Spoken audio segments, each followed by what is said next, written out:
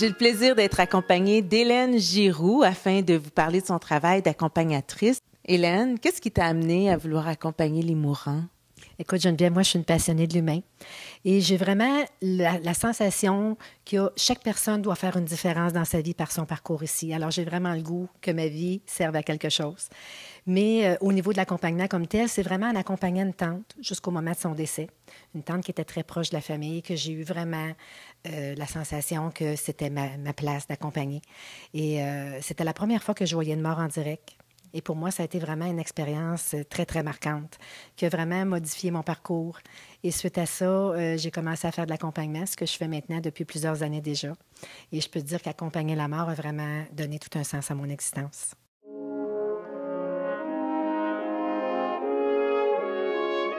En quoi consiste ton travail au juste? En fait, accompagner, c'est un travail méconnu. Ça consiste en fait à me trouver auprès de personnes dont la maladie est arrivée à l'étape terminale, c'est-à-dire qu'il reste seulement quelques jours ou tout au plus quelques semaines à vivre. Tout en étant une personne réconfortante pour les proches, je m'assure également de répondre à tous les besoins de la personne jusqu'au moment du décès. J'accompagne à domicile principalement, mais ça m'arrive aussi des fois de terminer l'accompagnement soit dans un hôpital ou une maison de soins palliatifs quand c'est le cas. Disons que je voulais dans ma vie accompagner ma mère ou mon père qui est mourant.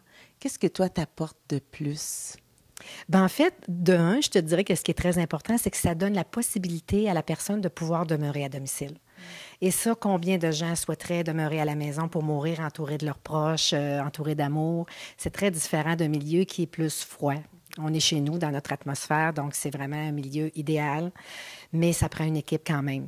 Alors, quand moi je suis là, le fait que je sois calme, que je sois expérimentée, rassure le patient. Mais en même temps, ça lui permet aussi de se sentir respecté dans ses valeurs et ses croyances, ce qui est très important pour moi. Également, la famille a besoin aussi d'être entourée, d'être épaulés dans cette étape-là. Et quand tu as quelqu'un de confiance avec eux qui fait ça, ça leur permet de récupérer leur rôle de parent à défaut d'être juste des soignants. Donc, c'est un rôle qui est très important et qui est très apprécié des familles également.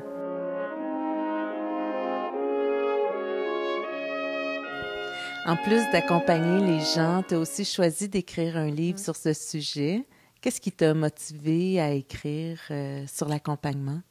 Bien, en fait, l'accompagnement, c'est un métier qui est méconnu, je l'ai dit tantôt, mais la mort, c'est aussi un sujet qui reste très tabou de nos jours. Et moi, j'avais le goût de permettre aux gens, à travers mon témoignage, de démystifier le sujet, d'aider les gens à l'apprivoiser. C'est un livre qui s'adresse à tout le public, mais aussi aux professionnels de la santé qui sont, à mon sens, pas toujours bien outillés pour accompagner les mourants. C'est un livre qui va aider tous les gens, en fait, à se sentir davantage rassurés par rapport à l'accompagnement de fin de vie, parce qu'il y a beaucoup de petits trucs là-dedans sur, entre autres, les étapes de fin de vie aussi. Qu'est-ce que c'est? On ne connaît pas le processus du mourir dans notre société. On l'éloigne beaucoup, la mort, parce qu'on ne veut pas la côtoyer. Donc, on ignore souvent les étapes du processus et c'est important de les savoir parce que ça rassure à ce moment-là.